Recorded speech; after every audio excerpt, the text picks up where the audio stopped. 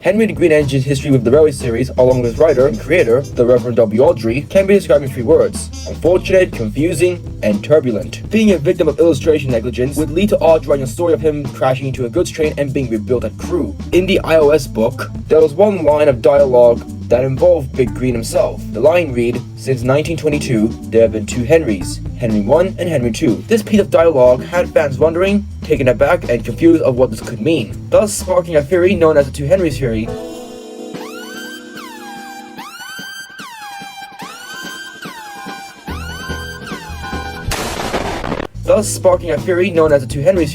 One of many theories that would spark debate and discussion among whether or not Henry was rebuilt or was replaced to be scrapped and forgotten. Today, I add my own spin to the bonfire. Let's start by first understanding Henry's history behind and in the Railway series.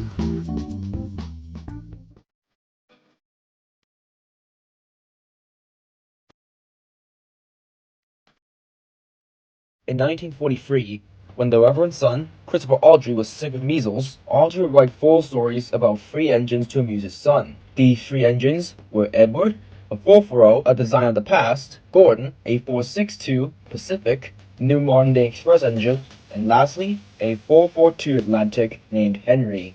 Whenever Audrey drew Henry, he made it very clear that in his sketches, Henry is an Atlantic.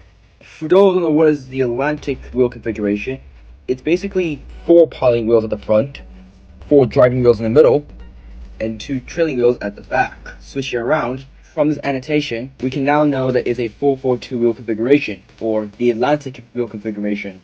In 1945, Audrey published The 3 Railway Engines. When it was first published, the book was first illustrated by William Middleton, and in Middleton's illustrations, he depicted Henry wrong. Instead of drawing him as an Atlantic, he drew him as a 462 Pacific, giving Audrey a headache because he wanted Henry as an Atlantic, a 442. However, Middleton will not be the only one to give Audrey this type of headache as well. Despite Reginald Payne illustrating Henry wrong, furthering Audrey's headache, the one that gave Audrey the most headache was illustrator Clarence Reginald Dolby, who didn't just draw Henry as a Pacific like Middleton did, but also drew him as a 10-wheeler, instead of an Atlantic that Audrey wanted. Frustrated that the illustrators couldn't get Henry right after 3 tries, Audrey planned to write Henry out of the Railway series. However, thanks to a bunch of letters from children asking to see more of Henry, Audrey decided to write the character, and this is where we get into Henry's actual history within the Railway series.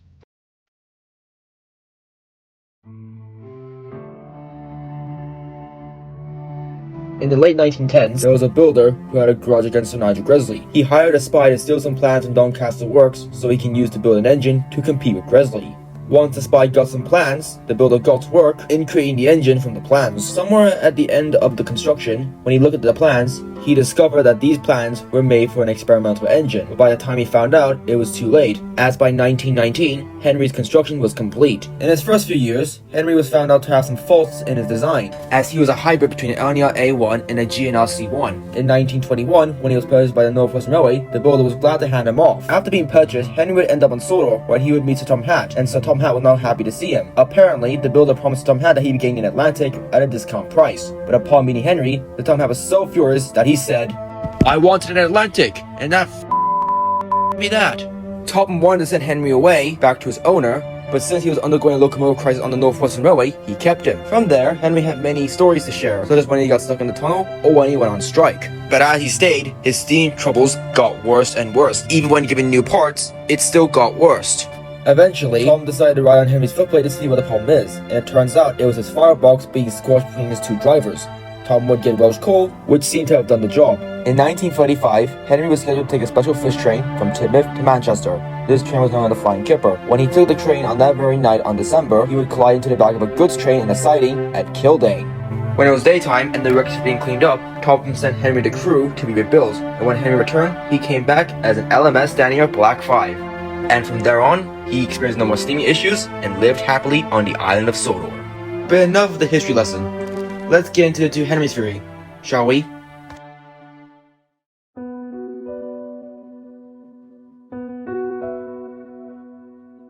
The 2 Henrys theory suggests that after Henry's infamous crash with the Flying Kipper and after being sent to Crewe, instead of Henry being rebuilt, Henry 1 was secretly replaced by a Black 5 that took on his identity, and that Henry 1 was either scrapped, forgotten, or locked away. Now, there are people in the fandom that believe this and don't believe this. Let's start with why people believe this theory. Now, from what I heard there are two reasons behind why people believe this. The first reason being finances. Some people say that the rebuild was too much to pay for and that it'd be cheaper to get a new engine. However, real-life information somewhat contradicts this reason, which I'll get into later on why people believe that this theory is false. Now, the second reason people believe this theory is because some of them say that the rebuild is not possible, which somewhat makes sense when you think about it. How can a Gymnodie Pacific, let alone the A1, could be rebuilt into a Daniel 460, the Black 5s? That just seems far too much of a stretch when you think about it. However, this is where I get to why people believe the two Henry theory is false. The key reason is that Henry II remember events that Henry I has experienced, such as the crash with the flying kipper and hiding in the tunnel. Here are the examples. Gordon watched him getting ready. Better be careful, Henry. You're not pulling the flying kipper now, you know. Mind you keep to the rails today, won't you? Fat face, fat face, fat face. He ran away singing, "Once an engine attached to a train was afraid of a few drops of rain." And also, not only rebuilds like this are possible, but they also have happened in real life. An important crucial detail I want to mention is that back then, railways were opted to rebuild engines rather than make new ones, just to keep the cost low. Anyways, the columns were rebuilt to LMS Patriots. LNER 1470 A1 Pacific Great Northern was rebuilt into an A1 Strong 1 by Edward Thompson. The LBSCR L-Class were rebuilt into N15Xs by the Southern Railway. 6 N-Class kits purchased by the Metropolitan Railway were rebuilt into the railway's K-Class tank engines. Now you might say, okay, but what do these rebuilds prove? Well, let's go into how I think Henry's rebuild might have went, shall we?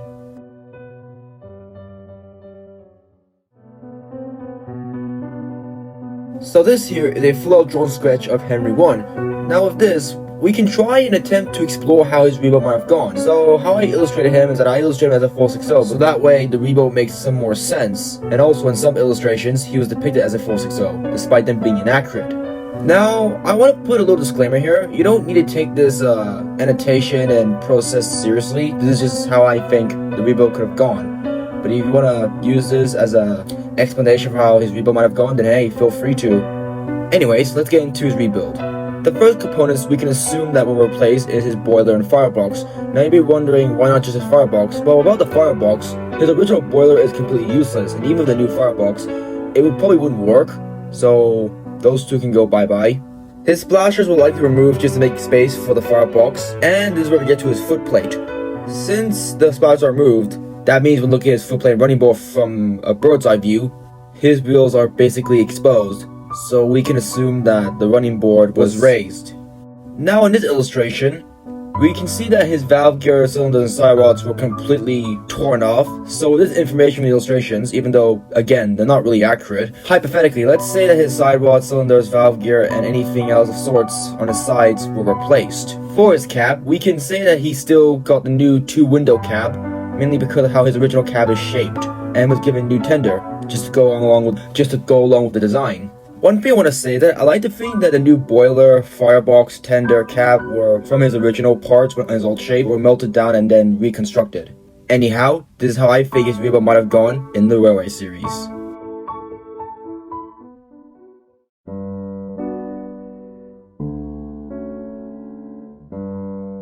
To be honest, whether or not you believe that Henry was rebuilt or scrapped, it's completely up to you on how you view it. After all, we're allowed to have our opinions on the internet.